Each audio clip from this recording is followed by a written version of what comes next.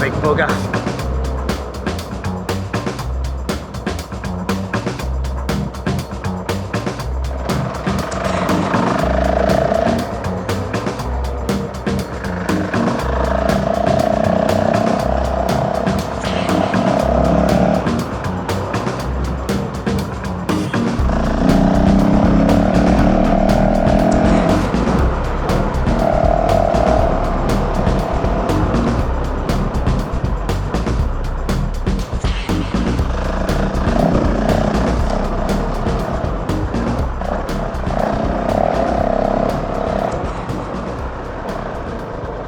Hello and welcome to another adventure. Right, so I'm doing a bit of a two-dayer. I've put a loop together and I'm heading down over towards Hertfordshire. So I'm going into Hertfordshire, camping tonight near Hertford. I think it's near Hertford.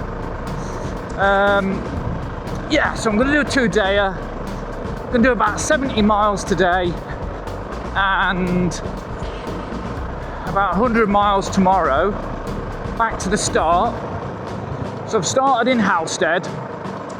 So I've ridden over from home to start the loop. It's only about 20 miles for me to Halstead. Well, it is. This lane's a bit whoopy.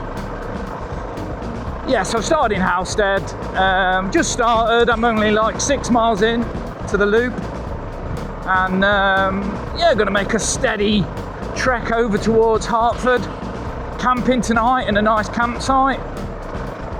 So I've got my minimalist camping kit, all on the back of the CRF, so I'm on the CRF in case you hadn't already guessed. Yeah,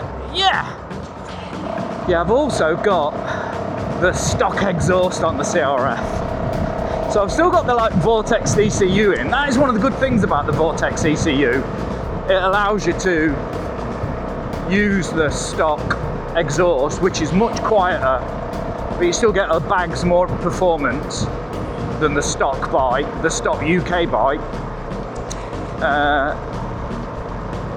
Yeah, so it's just a lot quieter, and crucially, the bike doesn't run as hot, so if you're carrying luggage, then you're not going to melt your bags or anything.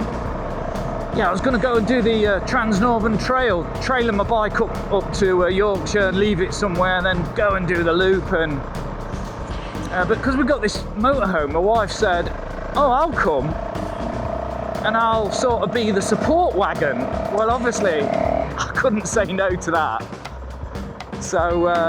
But then I'd sort of got my kit ready to do a bit of a jolly on the CRF, and I'd been thinking about, you know, what to take and what have you. And so I thought, yeah, let's just go and do a run into Hertfordshire, and because I've sort of semi-put a loop together ages ago, but I just never got around to doing anything. So yeah, I had a sort of break in work, a sort of quieter period, and I thought, right, okay, let's do this. But then it got mega hot, and I thought, oh, I don't want to be going out if it's absolutely scorchio. Oh, meteorologicus mañana.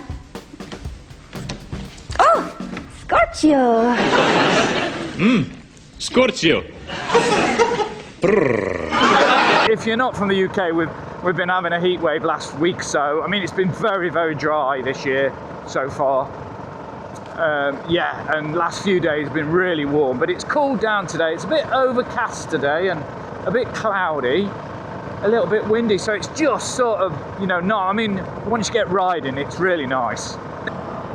Yeah, so the other thing I'm testing today is a new camera setup. So I bought a new DJI Osmo Action 4 camera, and I've been out and done a couple of test runs with it, and so I think I'm fairly happy with it now. I can be fairly confident that I'm not going to get home and I've got a pile of shit, which obviously if you're watching this, then I didn't get home and have a pile of shit. It might, you know, not be quite what I want while I still get used to it, but anyway, you know what I'm getting at. So yeah, so it'd be nice to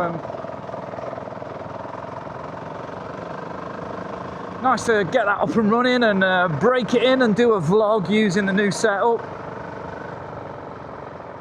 The GoPro was just being an absolute pain in the backside. It was crashing all the time. I was having to stop, take it out the mount, which means unbolting it and fanning around, and so might be a Ford down here by the look of this. Well, as ever, you know, you kind of think you know an area, and it's not somewhere you come and ride very often. But it has been lovely. Oh yeah, not a particularly deep one. I want to get feet wet. Oh yeah, it's not that deep.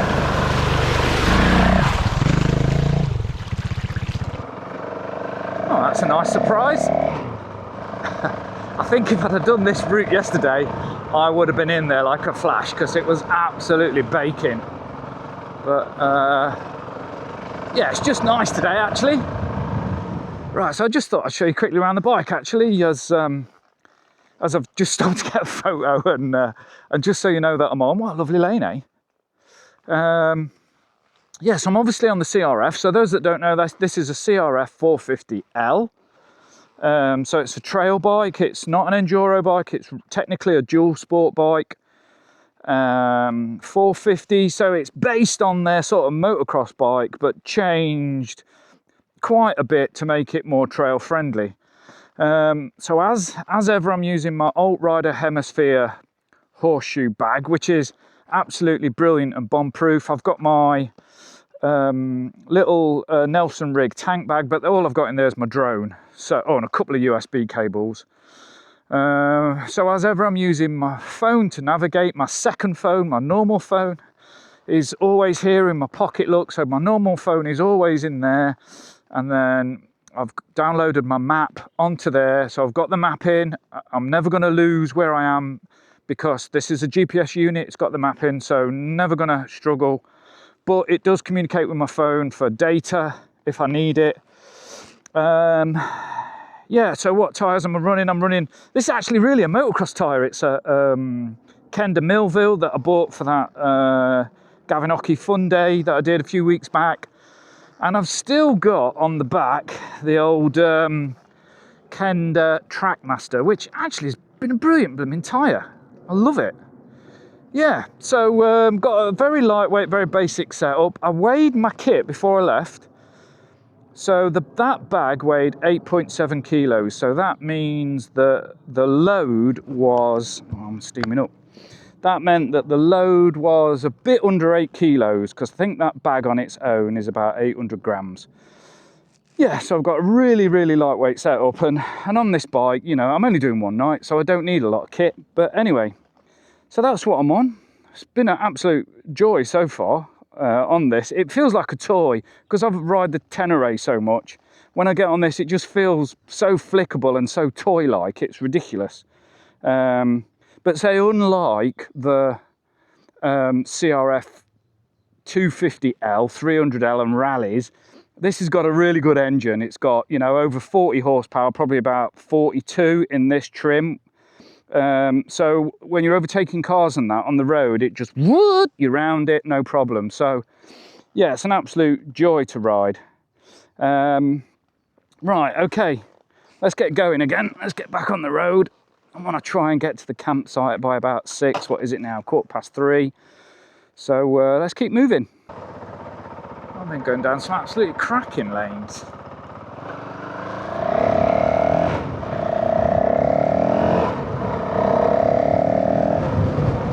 Yeah, vast majority of these lanes today and tomorrow I have not done before, so it's all new to me. I've done my usual thing, just sort of plotting and planning on Green Road Map and using the OS Map app desktop tool, and a bit of Street Viewer to see what some of the lanes look like, or the ends of the lanes. It doesn't tell you a lot, but it sometimes tells you enough.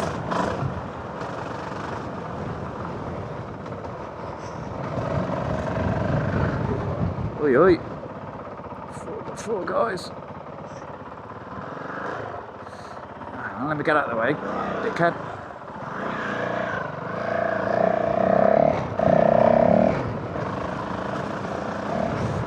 Yeah, it's been a bit lumpy in places, but so far it's been very easy, very sort of beginner friendly or big bike friendly. There's a couple of bits. Oh, look at the state of this. Doesn't it piss you off? I'm going straight over, so it must be down there.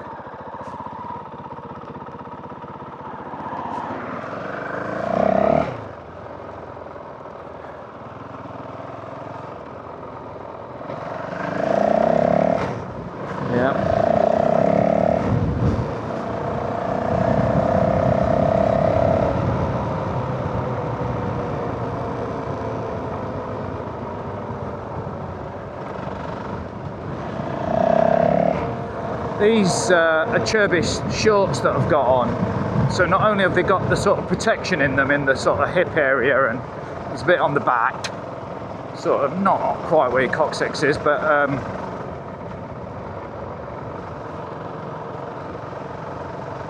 hang on a minute, what's going on here then? Oh, down here. Yeah, there we go. Yeah, but they've also got sort of padding in the butt, so I'm not sure if they're actually meant for mountain biking, like downhill mountain bike racing, but they're obviously going to give a little bit of protection if you're trail riding. We'll see how we get on. They're just nice and vented. That was the other thing I liked about them, opposed to, say, me motor skivvies. They're sort of made of like a mesh material, so it, you know, should hopefully stop you getting proper Betty Swallocks. But excuse me. But I've got my like compression tights over the top, because obviously it's, you know, I always at least wear my compression tights. Yeah, never like to wear my jeans right next to the skin. It's horrible, especially if you've got knee pads on. I've had some nice messages recently from people on YouTube, so, you know, thanks for everyone who leaves a comment on the vlogs. And I had a message from someone the other day saying, you know, they'd been in a bit of a bad way and you know, some issues with work, and that they would since thought, right, I'm going to get a bike and I'm going to get my bike license, which they passed. No, they passed the test, and they were going to get a Tenere. Yeah, you know, so that was, you know, so great to sort of hear that, and that I am encouraging some people to get out on the bikes, or even, you know, start riding bikes. I mean, for me, that's just, you know, as good as it's going to get. But I do think that there's a point there, you know, a good point that you know, riding bikes is good for you. It is good for your soul. You know, I do miss my bikes when I'm not riding, and it's just in me. It's just in my DNA. It always has been, and it's just the way I sort of find myself, if you know what I mean. You know, I'm out, I'm riding my bike, and it's just where I feel like I'm most being Mike, where I'm most being me, the true me. And I mean, I'm not a fan of all this nonsense about blokes crying and getting in touch with your feminine side and all. I mean, I've got no issue with crying. I've only got to watch something like Britain's Got Talent and some, you know, whoever it is, brilliant singer or whatever, and I'm off, I'm blubbing. Well, I do think in some ways it's not great for you, because we never used to cry. Men never cried. You know, I grew up in a mining village, and, you know, they were tough men, and they didn't have bad mental health, where now it seems mental health in youngsters today is terrible. But they're all crying and they're all hugging and they're all, you know, and so I'm convinced what we all need to do is find something that is something that we connect with, and is a way that we find our calling, as it were. Now, I know it's not easy because it takes money a lot of the time and what have you, but for me that encourages me to work hard. And when I'm having a tough day at work and I'm getting a bit stressed, and this is what I'm thinking about, mate, right, in a few weeks it'll be worth it, mate. You'll better go out and ride your bike. And so I think, you know, sometimes you've got to sort of push back a bit, haven't you, and say, look, I need to do this, to your missus or whoever in your life, significant other, and not feel bad, not feel guilty because you are out playing silly buggers on motorbikes. But I'm just so convinced that it just leads to a happier life.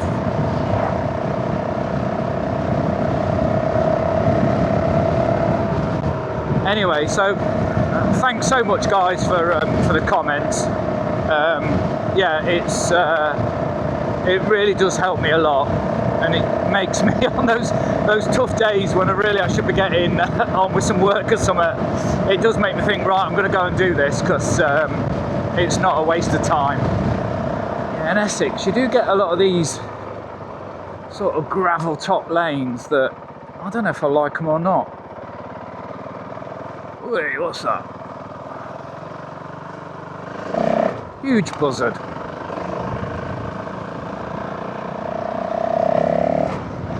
I suppose they're better than a muddy, sloppy lane, eh? But, oh, I don't know, I like a challenge.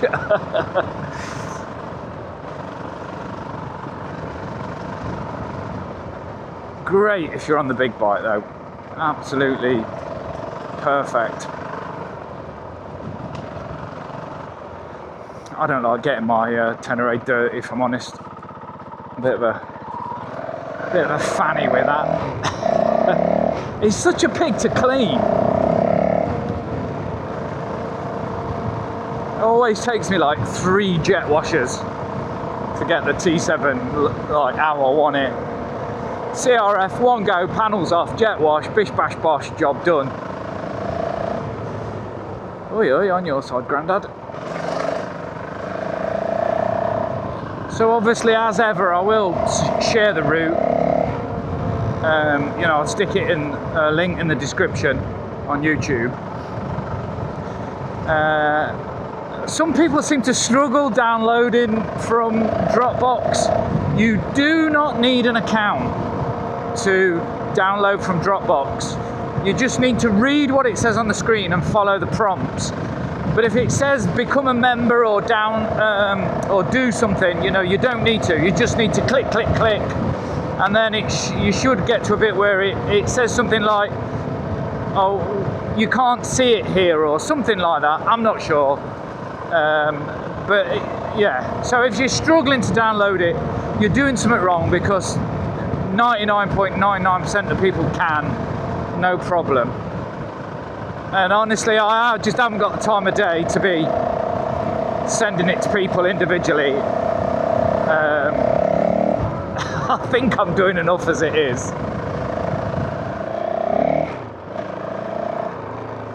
Yeah, so I'm stopping tonight at a place called Lee Valley Camping, and there's a few of them, but this one's called Dobbs Weir.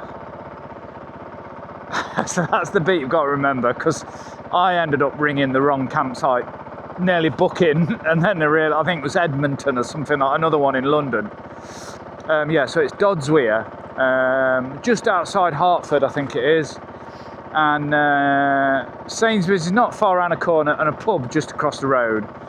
So it wasn't particularly cheap. I think it was about 24 quid, but it was bang where I wanted it to be. I use this good website called, and I've got the app on my phone, called Search for Sites. And what's good about Search for Sites is you can sort of specify the area you're looking in, and it will tell you everything that's within that area. And so when I did a search there, that was the only one sort of bang on my route at about the 70 mile point. Right, okay, so I've just got a few bits from the shop, just got some water, a couple of beers, and some sandwiches for my tea, because it doesn't look it, but it is actually really warm. And I always lose my appetite when I'm warm. Let's just tuck that in there. Yeah, so I've got plenty of space in my bag to fit a few bits in. Yeah, so we're nearly there now, nearly to this Lee Valley campsite. I've just come slightly off my route for that garage. Just doing a left down here, look. And got one more lane, and then we're into the site. I'm not necessarily a fan of an urban campsite, but as I said before, this was just convenient. But I suppose the good thing about an urban campsite is you'd hope you'd get a decent mobile signal. Bollocks. Oh, well, anyway, here's the pub. So I better check it out.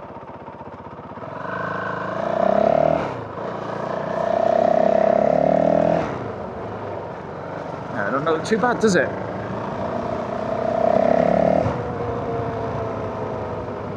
Campsite's just around the corner here, I think.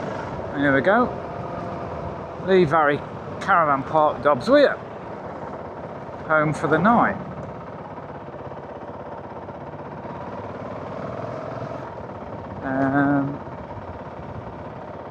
So apparently they've emailed me a code.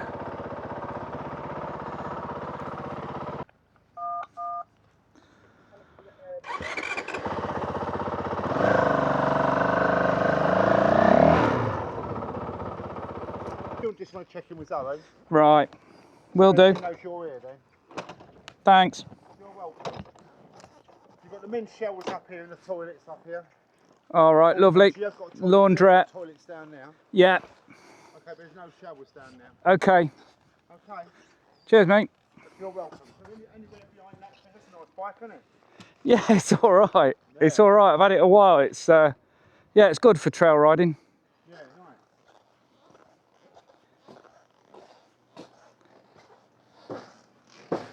nice. Hello. Are you Zoe then? I am. I did hear my name mentioned down there, so yeah. Anywhere down there I like, she said.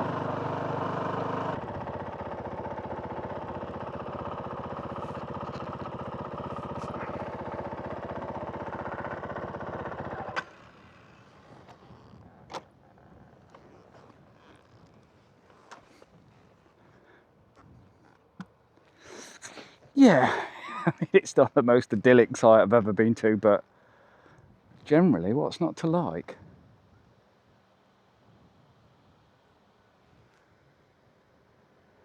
Right, okay. Well, I'm going to get set up. I quickly, I say quickly, I put the tent up as quick as I could, but it's actually quite windy, so if you're getting a lot of wind noise, apologies for that. Again, I'm trying a new mic out today. So, right, so we've got the tent up. This is, those who've not seen it before, this is my Tetra, so one Tigris Tetra 160. I did a review of this, so if you look in the, you know, look at some of my past videos, probably last summer I did it. Yeah, so this is a good sort of lightweight, it says it's a two-man tent, but really it's a comfortable one-man tent. Yeah, so I've got that set up. I sometimes use 2 tarp poles to give me a bit of shelter, but sun's just coming out now, but it's actually been quite shady today. So, and to save weight, I thought I'd just bring the one pole just to give me a bit of shade in case I needed it. So, right, okay, first of all, let me just show you this, look, Mike's top tip. Right, so let me just put the camera on the tripod. Right, so let me just show you this, look. So, if you're about to go to the Adventure Bike Festival and you're going to take a tent, you've not been before, you might find, because it's been dry, it is like putting pegs into concrete when you're putting your tent up. So this is Mike's top tip. And this is if you've got tent pegs that look like this. So these tent pegs are really good because of the shape of them. They sort of anchor into the ground really, really well in bad conditions. And they come with a lot of tents now. But if the ground's hard and you're using your hand, they can be painful to put in. And if you try and stand on them, that's what happens. Yeah, it can be difficult when you've got your motorbike boots on to get these tent pegs in. So Mike's top tip, get yourself down your shed and just get yourself a bit of, what's that, maybe it's 12mm ply. And I've just drilled out a little hole in the centre there, look, just to sort of give somewhere for the tent pegs to sit into. And then when you're trying to put the tent peg in, so that there now, I can't do, honestly, I genuinely can't do that. That is painful. That is hurting my hand because it's been so dry. But look, so then you just get that onto the centre there. I reckon I'm right into a stone. Maybe it's not. Yeah, I'm on a stone. That's why it wouldn't go in. It is solid. The ground is really solid. But look. There you go. See? So using that, you're less likely to really hurt your hand or bend the tent peg. So obviously these are easy to pull out because they've got the bit of cord on them. But when you're trying to get them in, that is solid. So if I hold that, look, and do that, I can easily get that started. 2 hands. And I've got it in. The ground is really, really hard. The only other thing is to take a peg hammer. But if you're obviously trying to... Jesus, that don't want to come out now. That is solid ground. Ugh. But obviously if you're trying to save weight, then you might find that just really, really helps you. Right, so what other goodies have I bought recently that might interest you? Not the sandwich or my Pringles. They're for in a bit. I found these the other day, look. I was just coming in out the wind a bit. I found these the other day in a outlet store for Clark's. So you know Clark's shoes. It does say Clark's on them somewhere, I'm sure. Yeah.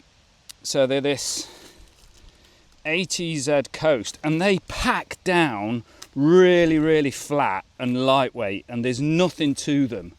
And I thought they would be great for sort of bringing on the bike for these sorts of trips because they're just there's nothing to them. If they get wet, they'll dry really, really quickly. If you needed to, you could do a river crossing in them, then just leave them on the top of your bag, Adam Riemann style, so you lose them a bit later. I'm sure he's done that as well. I know he's at least lost his tripod, his shoes, pants around the drivetrain. Bloke's an admin nightmare. Yeah, so they've been a good buy. I was pleased with them. Right, so I've done most of my setting up. In fact, let me just show you this look. So I did this. My amazing wife made me this look. So I've got a sleeping pad here, and then this is just an old sheet with some elastic on it that's stretched over there. It's going to be quite warm tonight, so this sleeping bag turns into just like a quilt, so you can open it right up. And if it does get warm, I always find it much nicer to sleep on your pad on a sheet as opposed to the pad, you know, because if it is warm, it gets really sticky. I don't think it's going to be that warm now. So, but I've been using that for a while now, and I think it's a great thing. Yeah, so I've got that set up, and I'm no doubt going to have a great, comfortable night. So I've got the radio on. I've had this a while now. This has been brilliant, this little radio. Someone moaned at me on a vlog a bit ago saying you shouldn't have a radio on. If anyone else other than me can hear that radio, then they need to go and see Norris McWhirter or whoever's doing it these days, because they will have sort of the best hearing in the world. Anywho's, right, let me show you this look. So this is a fantastic, get one of these. Yeah, it's this Sea to Summit washing line. It is tiny, and I'm trying to do this all with one hand. So what I'm going to do is, look, I'm going to attach one end to there, and then I'm going to peg the other end out, and then I've got a washing line. Yeah, so how this works, look, you've got these sort of slidey bits, these hoops, and obviously you wedge your washing between the hoops. So I've got my leggings here that I've had on today. So just to show you, look, I'm just bear with, I'm doing this one hand. So I've just put that under there, look, just get a bit of air through them. And then, look, you got a instant washing line, which is a great bit of kit. Yeah, well worth the money. Fits into that tiny little pouch, which is about the size of 4 pegs, but I reckon you could easily peg 10 items on there, depending on how you do it. So last thing I thought I'd mention today, look, is these are those shorts I was wearing today. These are Cherbis. So this is quite tough here. This is soft, and this is soft on the back. But this is quite tough, and then there's a bit here that comes up right up your love handles, look. So if you were to have a spill, they'd give you some really good protection. And as I mentioned, they've got like a cycling inner. So cycling shorts you're meant to wear next to your skin. You're not meant to wear pants or anything with cycling shorts. So I've had these on today, obviously right next to my skin. And they are a bit see-through, so they give you a good bit of air in, but obviously I then have these over the top just so my sweaty legs aren't rubbing on my trousers. So yeah, they've been good, comfortable. I thought this was a bit hard at first, but you sort of soon forget it as you can feel it on your hip. Because these trousers that I wear, look, there's nothing to them. These are just like summer motocross trousers, and they're really, really thin. And I think, you know, if you had a spill, then that's not going to do a lot at all. But obviously that will, and my normal body armour, which is over there, look. Yes, so, right, okay, I'm going to call it a day. I'm going to have some lunch now and finish off my first beer. And then I might have a bit of a wander over to the pub. I mean, I don't know, I might not. I'm pretty tired actually, but I've got to ring my wife and do all that sort of stuff. Yeah, so thanks for coming along for the ride today. I hope you've enjoyed it. So obviously I'll stick out part 2, which is the sort of second bit of the loop, which will be like the 100 miles back to Halstead. So Hertford's over there somewhere, and then we'll be sort of heading round St Albans, and then, oh, I forget the name of the place, Letchworth is it, Welland Garden City, something like that. Anyway, we're heading over there next. But obviously, as per usual, bike today was great, no issues with that at all. Yeah, and you know, I've got this set up nailed. I mean, my admin's everywhere, but I'm just getting some air to it. My knee pads and body armour and that, and obviously just settling in. But I mean, that is the good thing about this tent. If it was raining, you have got a little bit of room to sort of do your admin. So yeah, don't forget Mike's top tip about this. You know, definitely worth it. It weighs nothing. You can easily chuck it in your tent bag. Save you putting a tent peg through your hand. Okay, so thanks for coming along. Hope to see you back on the channel soon for another adventure, and for part 2 of this little trip into Hertfordshire. Yeah, so I hope to see you back on the channel soon. Well, if I don't see you back on the channel, then hopefully I'll see you out on the trail riding your bike. Okay, so from me, from Mike, from the Lee Valley Camping Park, Dobbs Weir, I'll catch you again soon. Bye for now.